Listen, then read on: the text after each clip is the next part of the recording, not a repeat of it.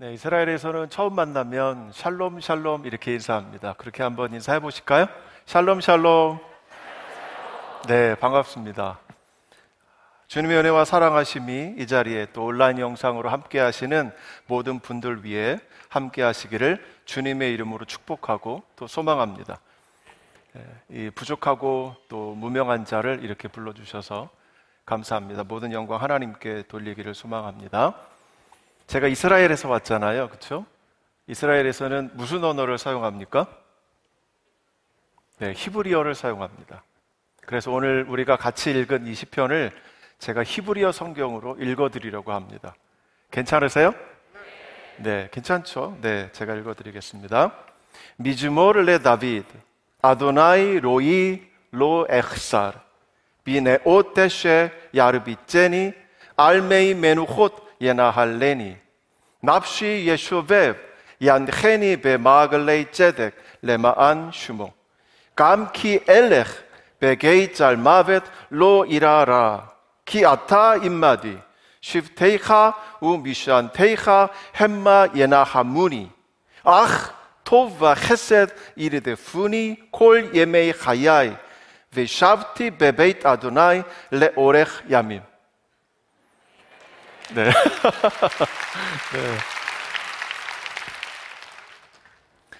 제가 이스라엘에 들어가는 것은 1999년 10월이었습니다. 바로 이렇게 히브리어를 성경 히브리어로 읽고 싶어서 제가 이스라엘에 들어갔습니다. 지금 22년이 지났는데요. 너무 잘했다고 생각합니다. 여러분 그렇죠? 네, 여러분 제가 부럽습니까? 네, 별로예요? 네.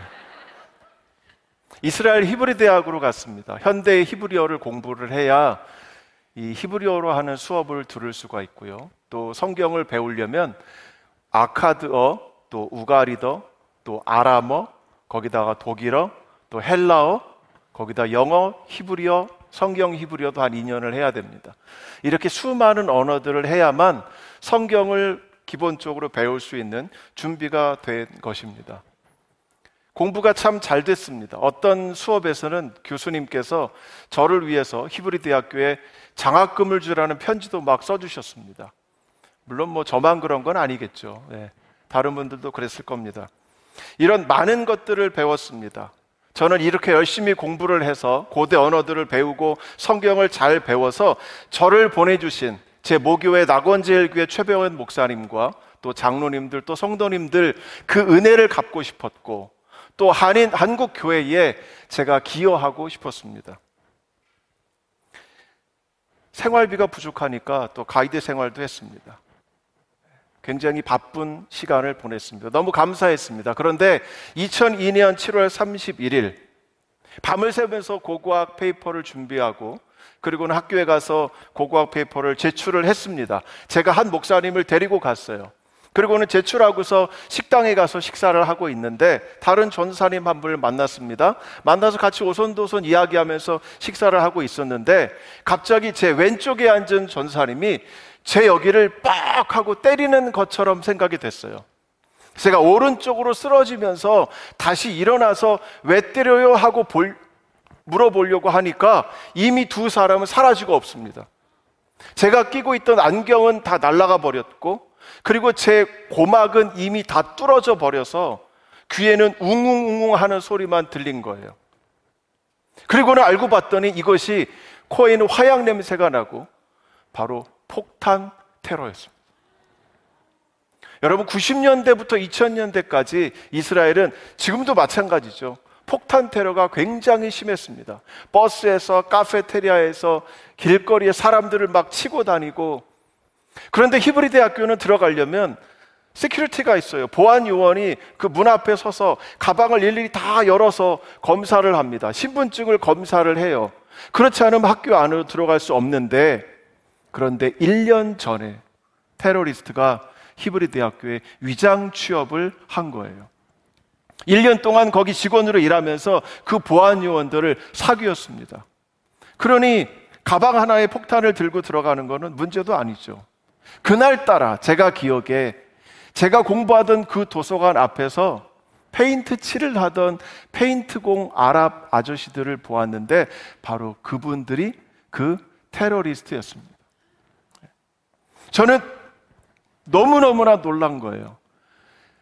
그 당시에 그렇게 많은 테러가 일어났음에도 불구하고 제가 그 한가운데 있을 거라고는 생각지도 못했습니다. 왜? 제가 목사였거든요. 저희 가정 같이 갔습니다. 하나님이 우리를 지켜주실 거라고 생각했습니다. 그런데 제가 바로 그 한복판에 앉아 있었던 거예요.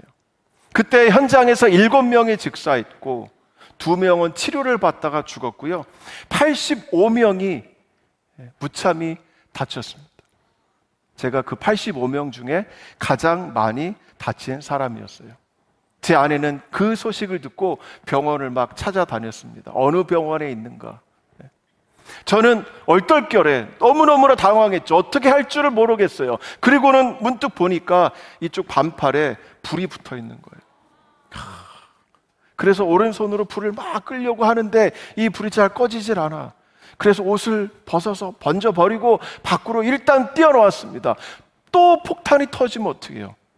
밖으로 나왔더니 밖에 공원용 벤치가 있습니다. 거기에 앉았어요.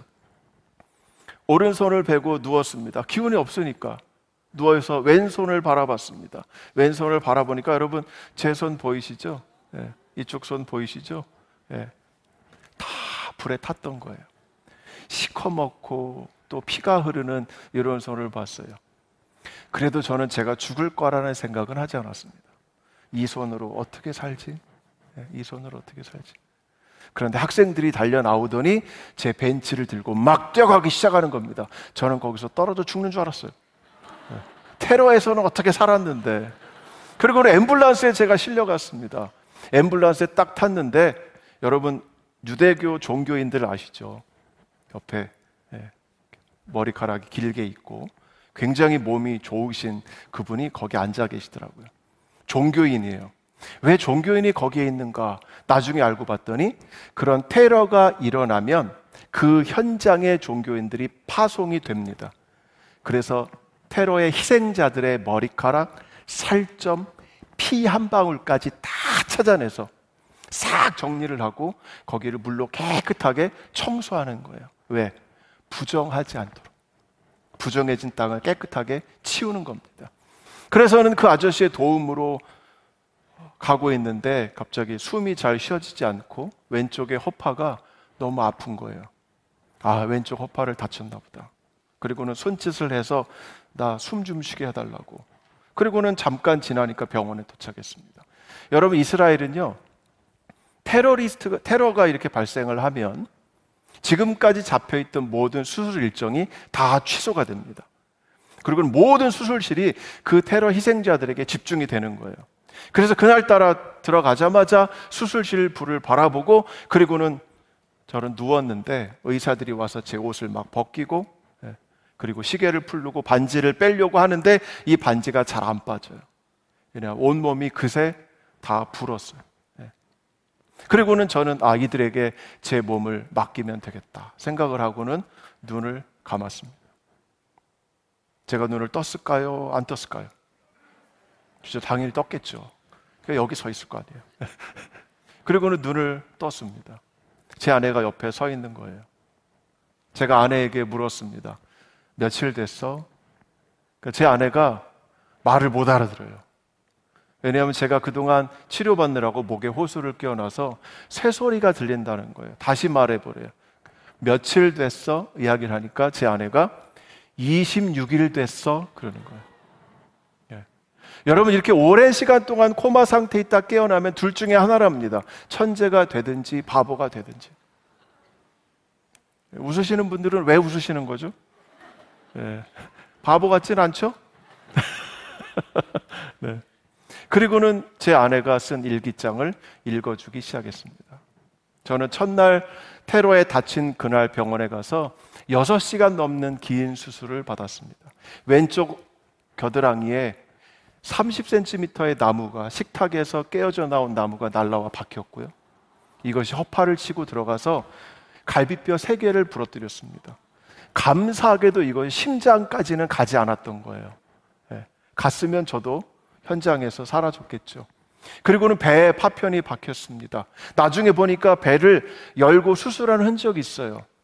제가 아무리 생각해봐도 내 배가 왜 이렇게 됐지? 알 수가 없는 거예요. 의사들이 저하고 상의 없이 수술을 해버렸어요. 그럴 수밖에 없었겠죠. 그리고는 피부를 화상을 입었는데 그 당시에 7월 31일이었기 때문에 굉장히 더웠습니다. 그래서 반팔과 반바지와 샌들을 신었는데 여러분 샌들 보면 구멍이 이렇게 나 있죠. 그 구멍 난 곳은 다 탔습니다. 제 여기 시계 자국 보이세요? 시계가 있던 자리는 안 탔어요. 반지가 있던 자리도 안 탔습니다. 폭탄의 열로 살짝 왔다가 싹 가버린 거예요. 그 순간적인 열로 인해서 저는 50%의 화상을 입었습니다. 제 몸을 벗겨놓으면 장난 아니에요. 검고 하얗고 뻘겋고 그렇습니다. 의사들은 저를 치료하면서 제 아내에게 이 사람은 죽는다. 마음의 준비를 해라. 제 형이 이스라엘에 있는 지인을 통해서 알아볼 때마다 이 사람은 죽는다. 죽는다. 죽는다. 계속해서 이야기를 하는 거예요. 저를 알고 있는 한국의 성도들, 교회 식구들이 그렇게 열심으로 기도해 주셨습니다. 장세호 목사 살려야 된다 라고 24시간 릴레이로 기도해 주셨는데 그때 하나님이 그들에게 보여주신 것은 제 침대 뒤를 예수님께서 이렇게 감싸고 계신 것을 보여주신 거예요. 아멘. 그런데 제 아내에게 이스라엘에서 들리는 소식은 이 사람은 죽는다, 죽는다, 죽는다 였습니다. 제 아내가 또 말을 합니다. 이 사람은 의사들이 말하기를 안 좋은 것은, 의학적으로 말할 때 안 좋은 것은 모두 다 갖고 있다는 거예요. 그런 힘든 시간을 지나고 26일이 지나서 깨어났습니다. 응급실에 있는 간호사가 저를 딱 보더니 아타기보르 그러는 거예요. 히브리어로. 너는 용사야 이런 말이에요. 왜 내가 용사야? 지금 온 몸도 움직일 수 없고 너무너무나 힘든데 왜 나를 용사라고 부르느냐 물으니까 그 간호사가 하는 말이 너는 정말 어려운 고비를 많이 넘겼어.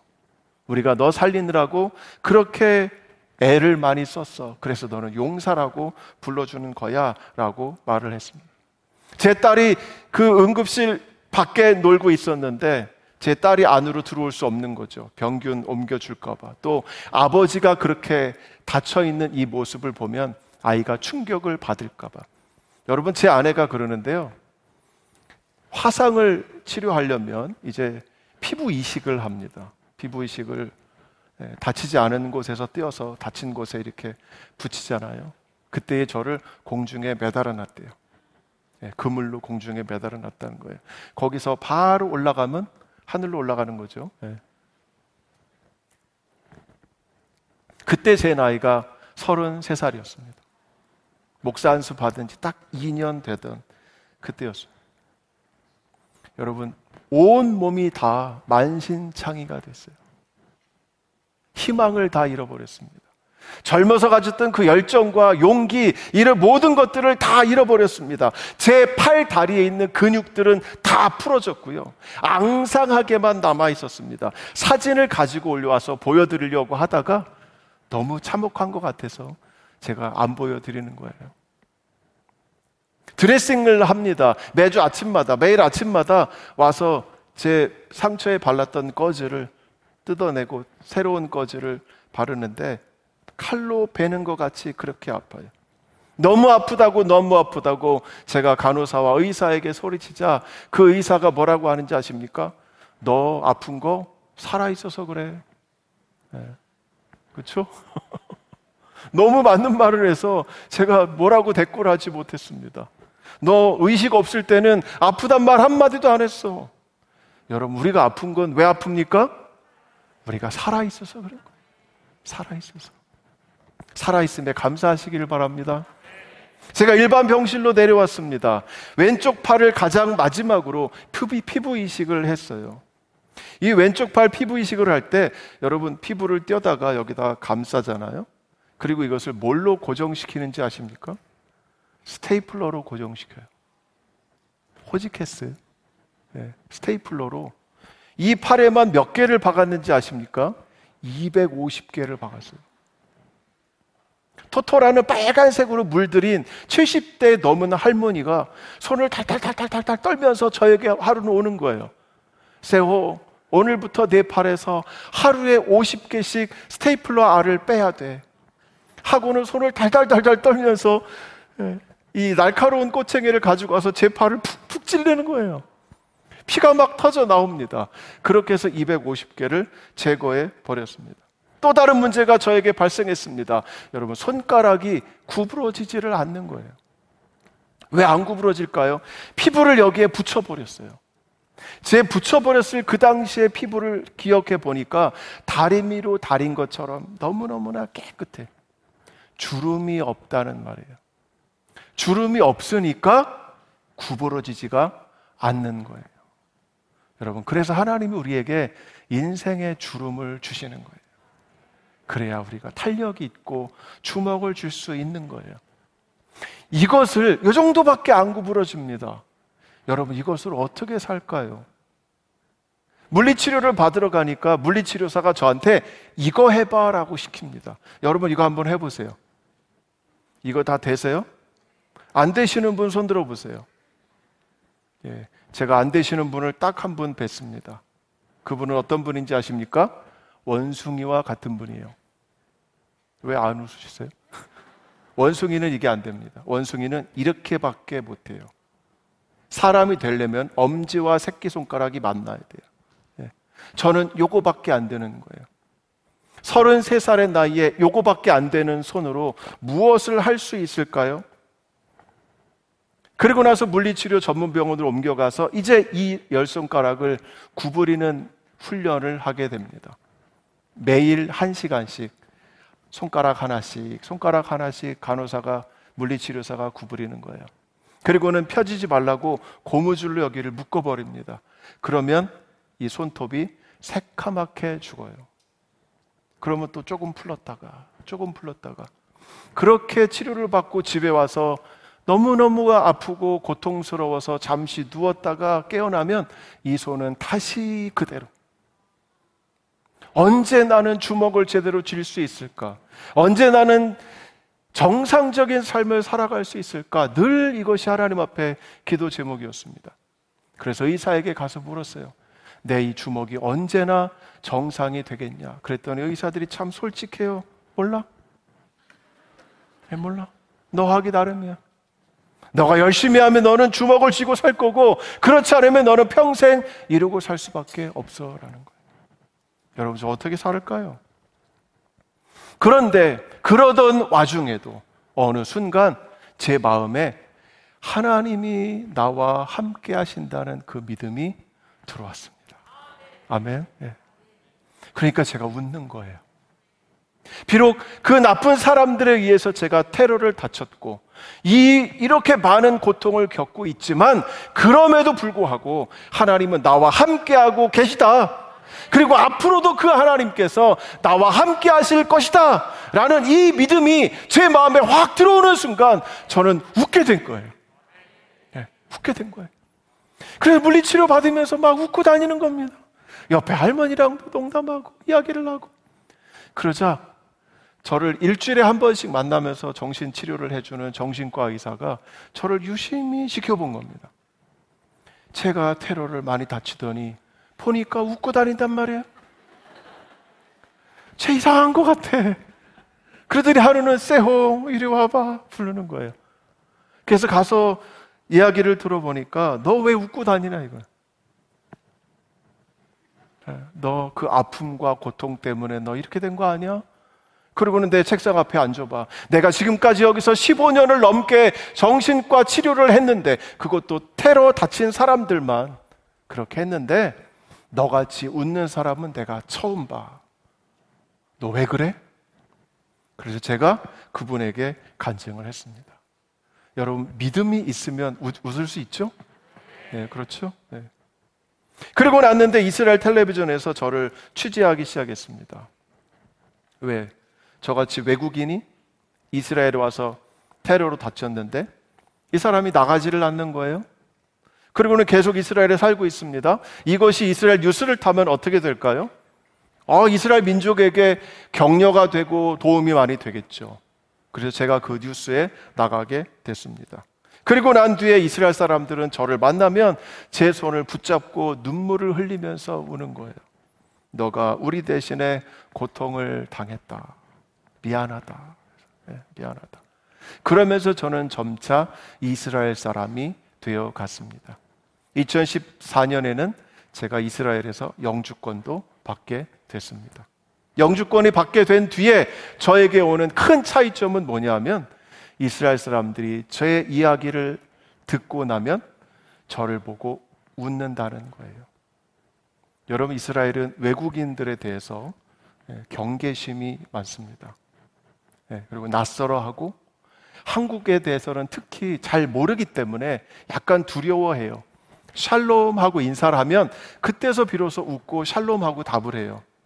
그런데 제가 여러분의 자식들처럼 여러분 이스라엘에 있는 그 사람들에게 제 테러 이야기를 하면 우리 아들이 다쳤는데, 우리 사촌 조카가 다쳤는데, 그 다치지 않은 사람들이 없어요.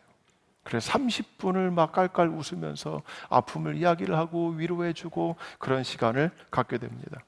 그러는 사이 저희 아이들은 모두 이스라엘에서 태어났습니다. 여러분, 저희 아이 둘은 모두 베들레헴에서 태어났어요. 베들레헴의 거룩한 가족 병원에서. 그래서 한국의 호적에 저희 아이 둘은 이스라엘국 베들레헴시 출생 이렇게 등록되어 있습니다. 아마 천국 가면 예수님하고 동향이라고 모여서 파티할 것 같아요. 이제 시간이 지나면서 저에게 화상의 부작용이 나타나기 시작합니다. 제 손등이 뜨거워지기 시작합니다. 여러분, 화상 입으면 막 화닥화닥 하죠? 그것이 이제 본격적으로 저에게 나타납니다.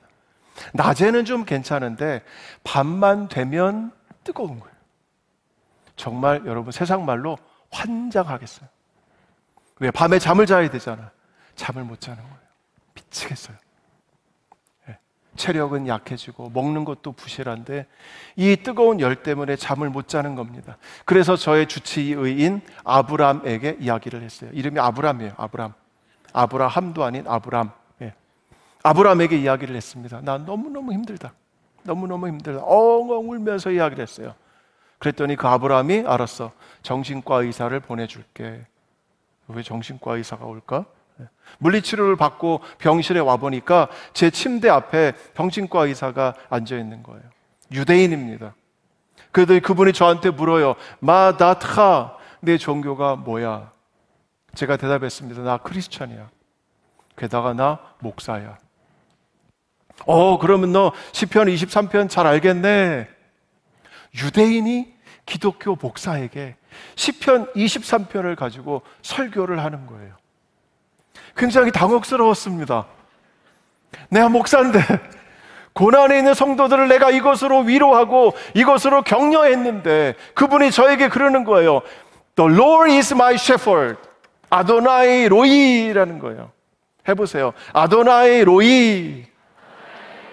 아도나이 로이. 여호와는 나의 목자라는 거예요.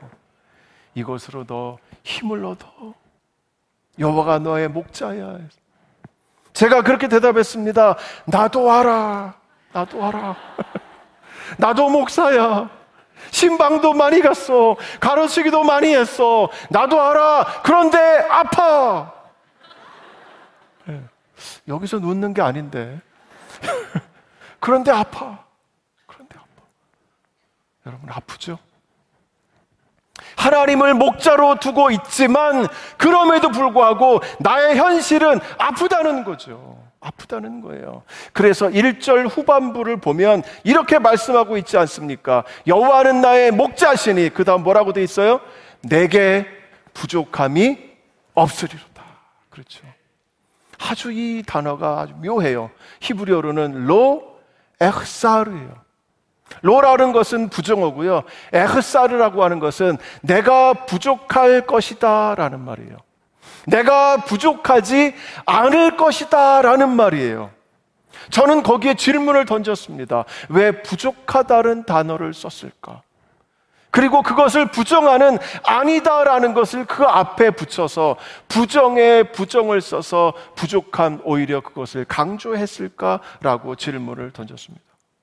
그러고 보니까 여러분, 이 시를 다윗이 언제 썼을까요? 이런 질문을 하게 됩니다. 다윗이 평안할 때 시편 23편을 썼을까요? 아니면 다윗이 고난에 빠져 있을 때 시편 23편을 썼을까요? 여러분 어떻게 생각하십니까?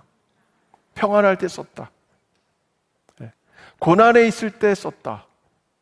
그렇죠. 그가 고난에 빠져 있을 때 썼다는 겁니다. 그런데 2절과 3절로 넘어가면 또 다른 모습을 그려주고 있습니다. 우리 2절과 3절 같이 한번 읽어보겠습니다. 시작. 그가 나를 푸른 풀밭에 누이시며 쉴만한 물가로 인도하시는 도다. 내 영혼을 소생시키시고 자기 이름을 위하여 의의 길로 인도하시는 도다. 여기 보니까 목자, 여호와가 나의 목자이시라면 그가 나를 푸른 풀밭에 누이시고 쉴만한 물가로 인도하신다, 이렇게 말씀하고 있어요. 여러분, 그림 엽서 많이 보시죠? 그림 엽서에 보면 얼마나 예쁘게 그려져 있습니까? 풀이 쫙 있고 가운데 물이 있고 양들이 거기 쫙 팔을 벌리고 누워 있고 배고프면 입을 벌려서 풀을 뜯고 목마르면 조금만 걸어가면 거기에 물이 있죠. 여러분, 이스라엘이 다 이럴 거라고 생각을 하시는데 천만의 말씀. 여러분, 이스라엘의 유다의 광야에 한번 가보십시오. 풀은 겨울에만 자랍니다. 11월에서 그 다음에 3, 4월, 그것이 지나면 뜨거운 바람이 불고 이 풀은 노랗게 말라버려요. 물이 어디 있습니까? 광야에 물이 어디 있습니까? 물이 없어요. 그러고 보니까 2절과 3절은 이상적인 상황이라는 거예요. 이상적인 목자가 행하는 일을 그려주고 있다는 겁니다. 그가 나를 푸른 풀밭에 누이시고 쉴만한 물가로 인도하시는 것, 이것은 이상적인 그런 삶이라는 거예요. 그렇게 인도하시면 3절에서 계속 말씀합니다. 내 영혼을 소생시키시고 자기 이름을 위하여 의의 길로 인도하시는 도다. 내 영혼을 소생시킨다는 말은요, 예쇼베브라는 말인데 이것은 강제로 되돌리신다라는 말이에요. 강제로 하나님이 보시기에 가장 아름다운 그 순간으로 되돌려 놓으신다는 겁니다. 하나님 그런 분이신 줄 믿으시기 바랍니다. 거기다 자기 이름을 위하여 의의 길로 인도하신다고 말씀하고 있습니다. 여러분, 이 부분이 조금 어렵습니다. 고대 근동의 문서들을 보니까 그 신들이 자신을 믿는 백성에게 내가 내 이름을 위하여 너희들을 인도할 것이라, 이런 표현들이 발견된 거예요. 그러니까 이것은 하나님이 백성에게 주시는 말씀인 거죠. 약속입니다. 그런데 이 약속의 말씀을 양의 역할을 하는 시인 다윗이, 하나님은 자기 이름을 위하여 의의 길로 우리를 인도하실 것이다, 하나님이 약속하신 그 약속대로 우리를 인도하실 것이라고 하나님께 그렇게 요청하고 있습니다. 즉 여호와 하나님은 하나님 자신의 이름값, 그것을 위해서 우리를 인도하실 것이라는 겁니다. 그래서 1절 앞부분과 2절과 3절을 우리가 같이 생각을 해보면 여호와 하나님 목자는 어떤 일에도 부족함이 없는 무한 충족과 풍부함을 우리에게 주는 그런 이미지를 갖고 계시다는 겁니다. 걱정과 두려움이 없는 하늘의 세계, 이상의 세계를 묘사하고 있다는 거예요. 그런데 이것이 4절로 넘어가면 그림이 달라집니다. 우리 4절 다 같이 한번 읽어보겠습니다. 시작. 내가 사망의 음침한 골짜기로 다닐지라도 해를 두려워하지 않을 것은 주께서 나와 함께 하심이라. 주의 지팡이와 막대기가 나를 안위하시나이다. 네, 우리는 2절과 3절에 보면 하나님이 우리를 인도하셔서, 이상적으로 인도하셔서 우리는 고통이 없는 평화롭고 아름답고 풍부한 세계에 살 수 있는 것으로 묘사를 하고 있어요. 그런데 4절에 오니까 이 세계는 다른 세계입니다. 사망의 음침한 골짜기라는 단어가 사용이 됐어요. 이 말은 무엇입니까? 죽음의 그림자가 드리워진 골짜기라는 말이에요. 여러분, 유다 광야를 가보시면 이런 골짜기가 있는 것을 쉽게 볼 수가 있습니다. 양들은 그 골짜기 좌우로 있는 그 비탈을 걸어가면서 사는 거예요. 그 아래는 시커먼 그림자가 놓여 있어요. 발을 잘못 디디면 그 아래로 굴러 떨어지는 겁니다. 이것이 바로 다윗이 처해 있는 현실이라는 거예요. 우리가 살아가는 현실이라는 겁니다. 제가 테러로 다친 그 현실이라는 겁니다. 아비규알의 현장이었던 거예요. 사람들이 소리를 지르고 아프다고 하고 밖으로 뛰어나갔던 그 현장이라는 겁니다. 여러분, 제가 왜 그렇게 다쳤을까요? 여러분들이 왜 그런 아픔과 고통 가운데 빠져 들어가게 되었을까요? 왜 내가 무슨 잘못을 했길래 내가 이렇게 아프게 되는 걸까요? 하나님을 믿는 자들에게도 이런 어려움과 환난이 온다는 것을 다윗은 잘 알고 있었다는 거예요. 여러분, 다윗이 무슨 잘못을 했습니까? 왜 사울이 그를 죽이려 쫓아다녔습니까? 그런데 그럼에도 불구하고 다윗은 주께서 나와 함께 하신다. 아멘. 네, 아멘. 그리고는 그가 고백합니다. 해를 두려워하지 않는다. 여러분, 여기에 나오는 해는요, 온갖 종류의 두려움, 이 모든 걸 총칭하는 라라는 단어예요. 아주 악한 것, 나쁜 것, 이 모든 것을 통칭하는 그런 단어예요. 그렇게 그는 고백하고 있습니다. 1절에서 3절을 보면 거기에 하나님은 3인칭 히로 나타나고 있습니다. 그분은 여호와, 그분은 나의 목자, 여호와 그분은 나를 인도하시는 분, 이렇게 묘사가 되어 있어요. 그런데 4절에 오니까 그 시상이 완전히 달라집니다. 여러분, 우리의 번역 성경을 보면 주께서라는 말로 되어 있어요. 또 주의 지팡이와, 또 번역본에는 안 나와 있지만 주의 막대기가 해서 주의 3번 등장을 하거든요. 그런데 이 주께서 주의라는 말이 히브리어를 보니까 당신이라는 말이에요. 여러분, 1절부터 3절까지는 하나님을 뭐로 그렸습니까? 3인칭으로 그렸습니다. 바로 그분으로 그렸어요. 그런데 4절에 오니까 바로 누가 나와 함께 합니까? 당신이 나와 함께 한다는 거예요. 여러분, 2인칭과 3인칭의 차이를 아시겠습니까? 여러분, 2인칭은요, 이상적인 하나님이에요. 그렇죠? 원리적인 하나님이에요.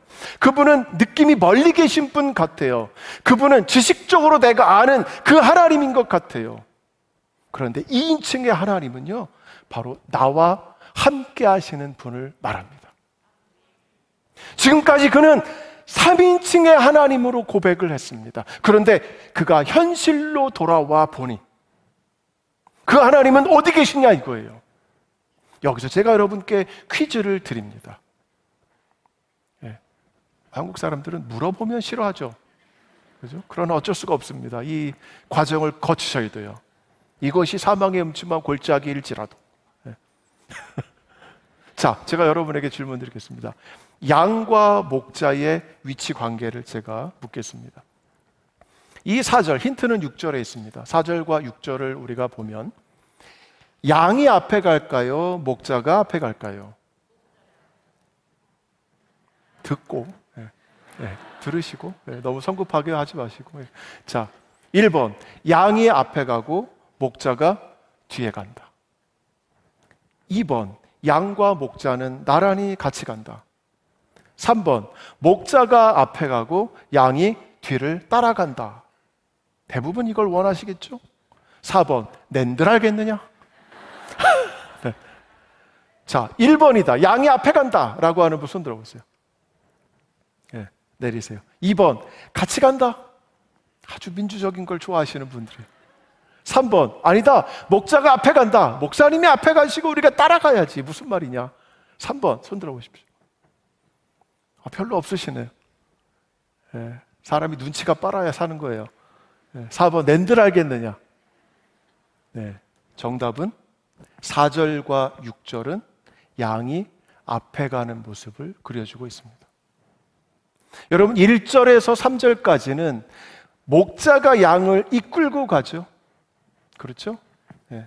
인도한다, 누이시고 인도한다, 이런 단어들을 사용합니다. 그러나 현실로 오게 되면 양이 앞에 가고 있어요. 우리가 6절을 한번 읽어볼까요? 6절 시작. 내 평생의 선하심과 인자하심이 반드시 나를 따르리니 내가 여호와의 집에 영원히 살리로다. 네, 여기 어떤 동사가 사용되고 있습니까? 나를 따르리니. 그렇죠, 따르리니. 무슨 말이에요? 내 뒤를 따라온다는 거죠. 뭐가 따라옵니까? 선하심과 인자하심이. 자, 4절로 다시 돌아가 보면 주께서 나와 함께 하십니다. 그런데 그 주는 무엇을 가지고 계십니까? 지팡이와 막대기를 가지고 계십니다. 몇 가지예요? 2가지. 6절에 선하심과 인자하심. 몇 가지예요? 2가지. 그렇죠. 주가 가지고 있는, 당신이 가지고 있는 2가지가 바로 이 6절에 등장하는 선하심과 인자하심의 2가지와 연결이 되는 거예요. 오버랩이 됩니다. 그래서 우리가 현실을 살아갈 때는 목자가 어디 계십니까? 내 뒤에 계신다는 거예요. 그래서 그 양은 사망의 음침한 길을 직접 부딪히면서 가는 거예요. 그런데 이 양은 해를 두려워하지 않는다는 거예요. 왜? 목자가 나와 함께 하시는 걸 아니까. 네, 어디 계십니까? 네, 뒤에 계신 거예요. 뒤에 계신 거예요. 그 목자는 지팡이와 막대기를 가지고 계십니다. 지팡이는 쉐벳이라는 단어예요. 한번 따라해 보세요. 쉐벳. 쉐벳이라는 것은 무엇이냐면 11조를 하나님 앞에 드릴 때 쉐벳을 이렇게 놓으면 그 아래로 양들과 소가 지나가는 겁니다. 그러면 10번째 거를 딱 잡아서 너는 11조 하고 하나님 앞에 드립니다. 그래서 이것은 통치자의 권위, 이걸 상징하는 거예요. 짐승이 오면 그것으로 때려잡는 겁니다. 2번째 막대기라고 하는 것은 무엇입니까? 미슈에넷이라고 그래요. 이것은 히브리어로 그대로 읽어보면 기대는 것이라는 단어예요. 기대는 것. 끝이 구부러져 있습니다. 목자가 다리가 아플 때 그가 걸어가다가 이렇게 기대는 거예요. 이것은 그 양이 잘못된 길을 걸어갈 때 그의 목을 낚아서 올바른 길로 걸어가게 하는데 사용하는 거예요. 양은 이것을 알고 있습니다. 양은 목자가 내 뒤에 나와 함께 하신다는 것을 알고 있고, 그리고 그 목자는 지팡이와 막대기를 갖고 있다는 걸 알고 있습니다. 그래서 그는 두려워하지 않는다는 거예요. 그래서 앞을 보고 묵묵히 걸어갈 수 있다는 겁니다. 요동하지 않습니다. 흔들리지 않습니다. 내가 가야 할 길을 그는 걸어간다는 거예요. 왜? 내가 잘못된 길을 가면 목자가 나를 건져줄 거니까. 여러분, 두려워하지 마시기 바랍니다. 두려워하지 마세요. 그래서 우리는 힘든 이 세상을 묵묵히 살아갈 수 있는 거예요. 아파도, 고난이 와도, 어려워도 우리는 이 길을 걸어가는 겁니다. 여러분, 이제 2003년이 되었습니다. 특별 새벽기도 40일, 그 새벽기도에 참여하게 됐습니다. 그런데 그 새벽기도 예배가 끝나고 막 기도하던 중에 하나님이 저에게 환상을 한 가지 보여주셨어요. 그 환상이 뭐냐면, 예루살렘에 가면 메아 쉐아림이라는 마을이 있어요.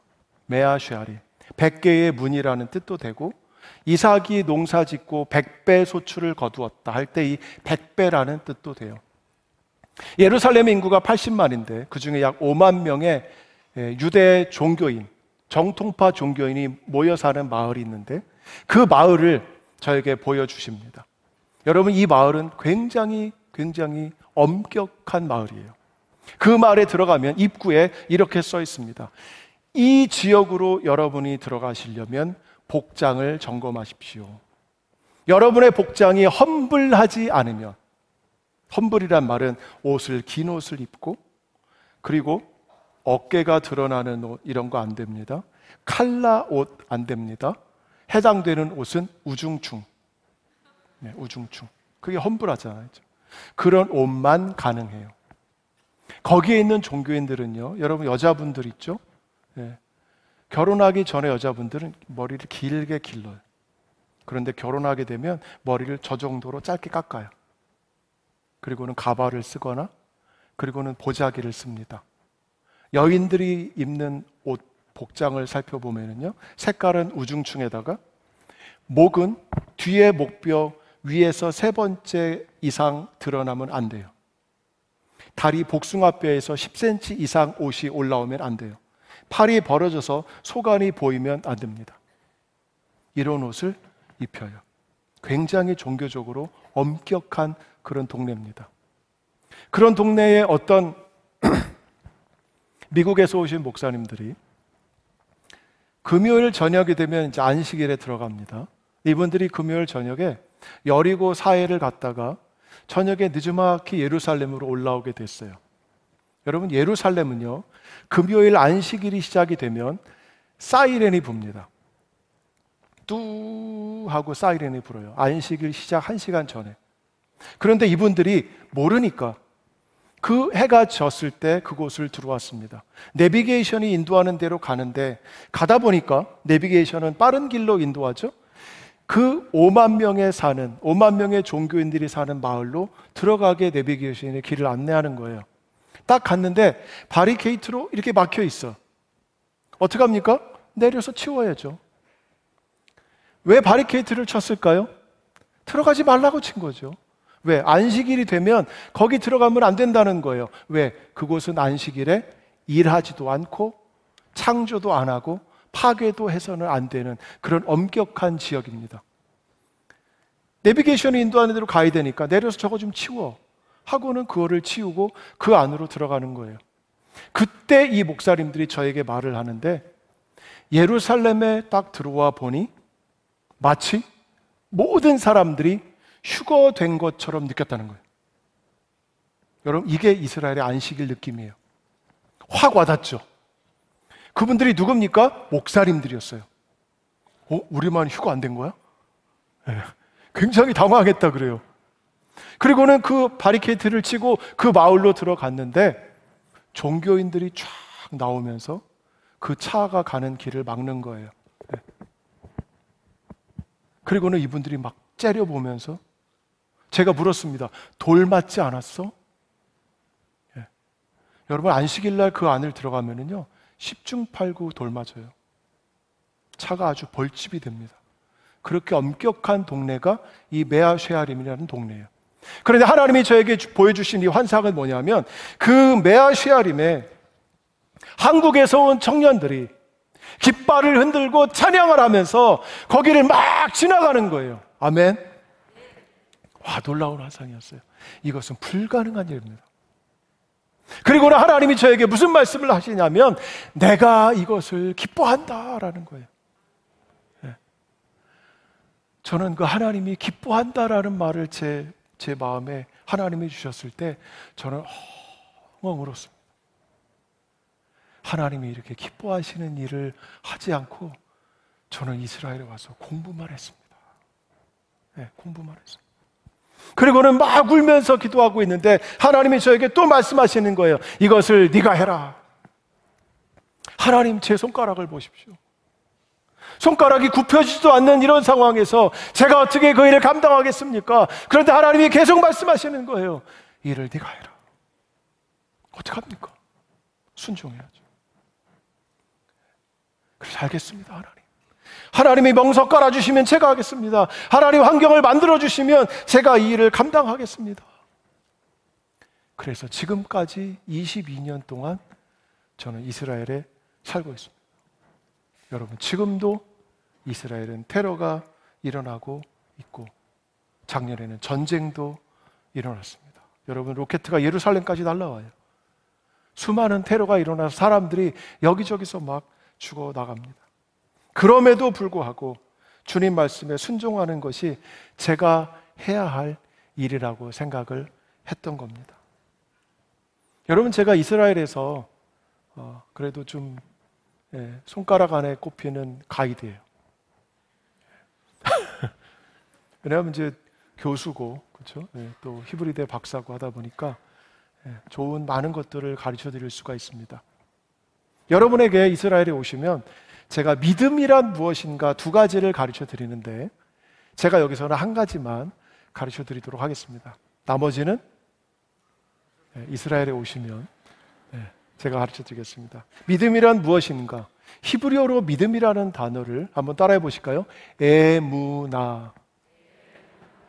에무나라 그래요. 에무나. 이 단어를 사전을 찾아보면 신실함이라고 되어 있어요. 이 에무나라는 단어가 정확히 기록된 성경을 찾아보니까 출애굽기 17장 12절에 사용되고 있습니다. 우리 번역본을 보면 이렇게 쓰여 있습니다. 모세의 손이 해가 지도록 내려오지 아니하였다. 이렇게 되어 있어요. 여러분, 출애굽기 17장은 무슨 본문입니까? 이스라엘 백성들이 애굽에서 나와서 광야에서 아말렉 사람들과 전쟁하는 장면이에요. 모세의 팔이 올라가면 이기고 모세의 팔이 내려오면 지는 겁니다. 아론과 훌이 옆에서 팔을 붙들고 종일토록 해가 질 때까지 내려오지 않음에 이스라엘이 이겼다라는 거예요. 그래서 그 손이 해가 지도록 내려오지 아니한지라.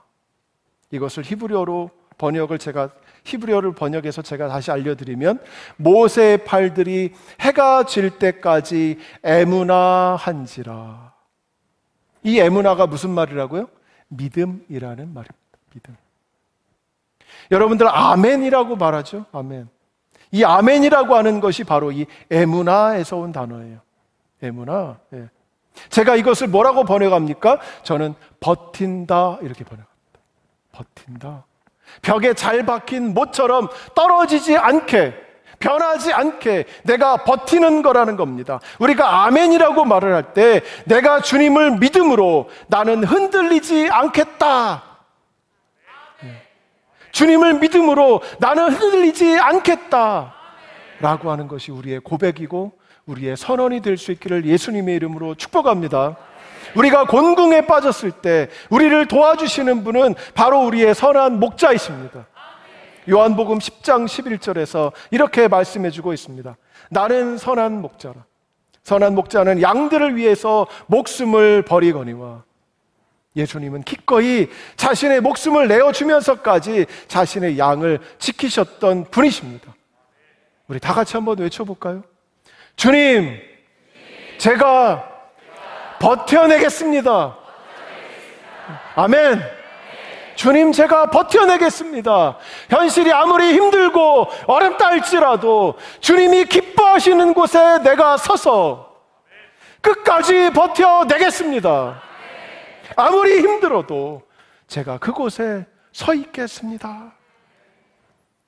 여러분, 결국 그 어려움을 지나서 제가 2016년 5월 달에 히브리 대학교에서 박사학위를 받았습니다. 네. 박사학위를 받았습니다. 네. 여러분, 손가락이 안 구부러진다고 했죠? 봐보세요. 완벽하게 구부러집니다. 아멘. 네. 네. 여러분, 히브리대에서 박사학위를 이렇게 받을 때 정말 제가 너무 힘들어서 포기하고 싶은 그런 때가 참 많았어요. 그런데 히브리대 박사학위를 딱 받을 때 그 총장이 앞에 나와서 뭐라고 얘기하냐면 히브리대 박사가 주는 특권과 권리를 너희들은 누려라 이렇게 말을 해요. 와, 정말 멋있지 않습니까? 네. 마지막 6절을 우리 다 같이 한번 읽어보겠습니다. 6절 시작. 내 평생의 선하심과 인자하심이 반드시 나를 따르리니 내가 여호와의 집에 영원히 살리로다. 아멘. 네. 내 평생에 나의 모든 날 동안 선하심과 인자하심.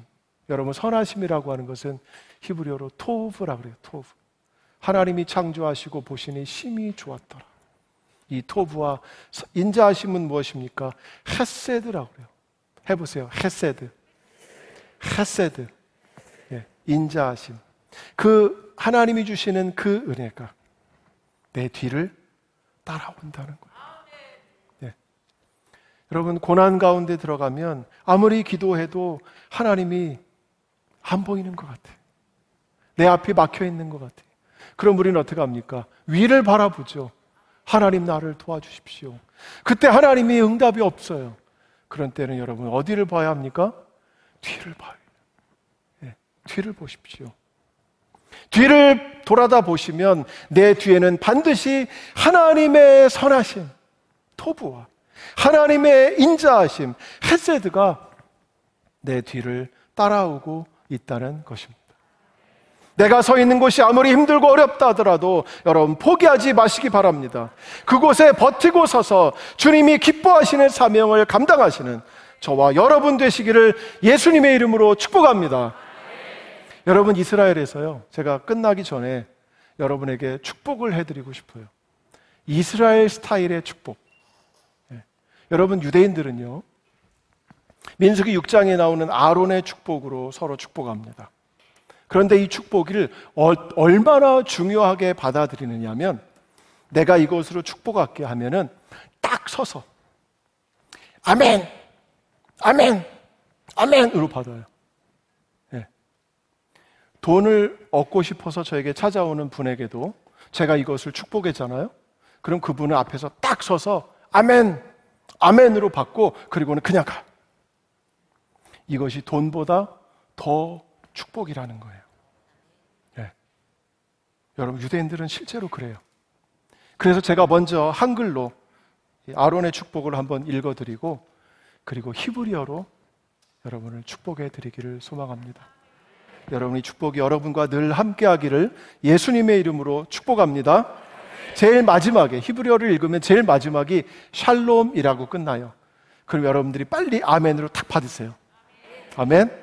네. 자, 제가 읽어드리겠습니다. 여호와는 내게 복을 주시고 너를 지키시기를 원하며 여호와는 그의 얼굴을 내게 비추사 은혜 베푸시기를 원하며 여호와는 그 얼굴을 내게로 향하여 드사 평강 주시기를 원하노라. 예바레헤가 아도나이 ve 이슈무레하 야엘 아도나이 파나브 엘레이하 비혼네카 이사 아도나이 파나브 엘레이하 ve 야셈레하 샬롬. 아멘.